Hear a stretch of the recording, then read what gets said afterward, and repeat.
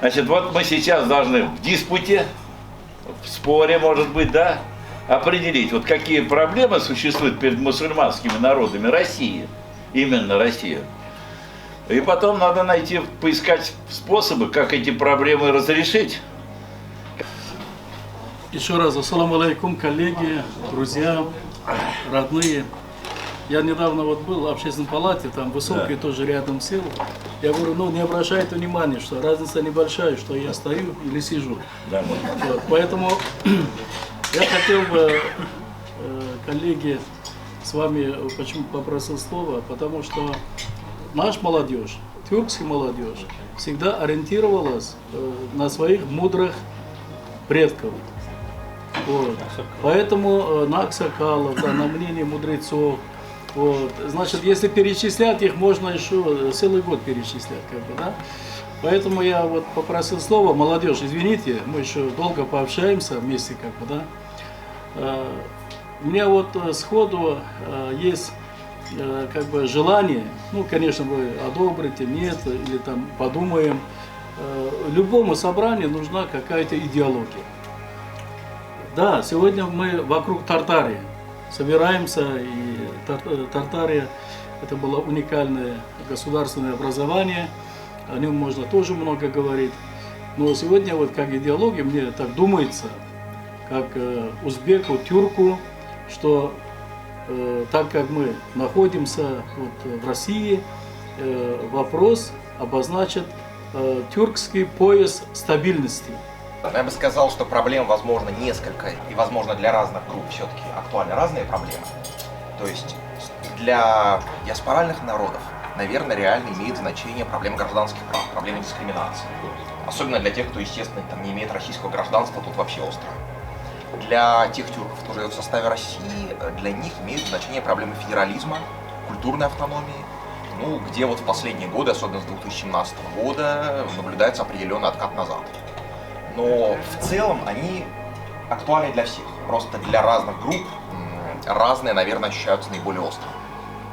То есть конкретно в Татарстане, конкретно в Башкортостане, там, наверное, вот вторая группа. Я бы хотел высказать такую тенденцию, которую обнаружил совершенно недавно. Ну, я часто езжу в Казань, и я всегда думал, что вот на татарском языке все меньше и меньше людей разговаривает, да?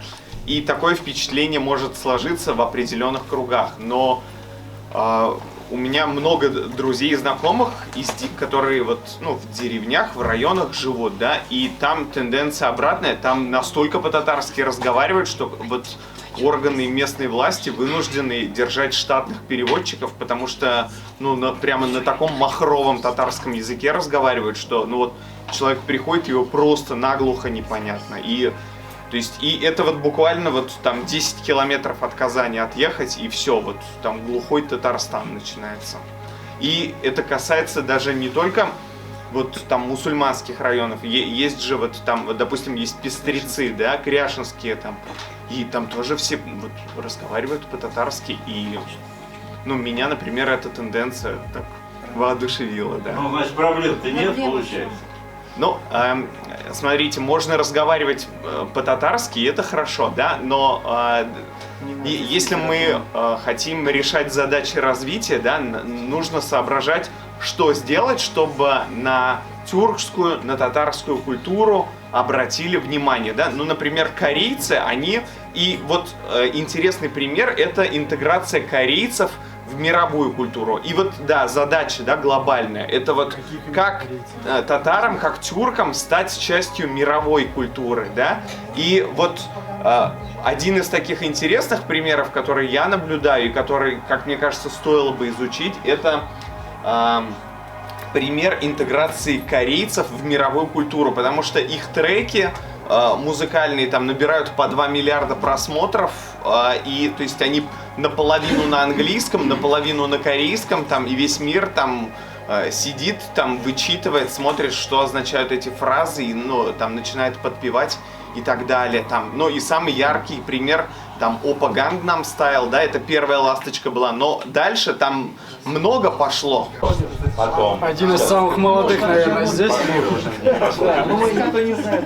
Может, Зовут меня Шамиль. На сегодняшний день, в эпоху глобализации, когда мы, татары, узбеки, киргизы, азербайджанцы, разные народы, можем потерять свою идентичность, свои корни, я считаю, что решение нашей задачи – это ислам. Посланник Аллаха, саллаллаху алейхи вассалям, сказал, что мусульмане – это как единый организм. Мы должны друг друга тянуть в сложную ситуацию, должны друг другу помогать, и общее наше объединение – это наша религия, это ислам.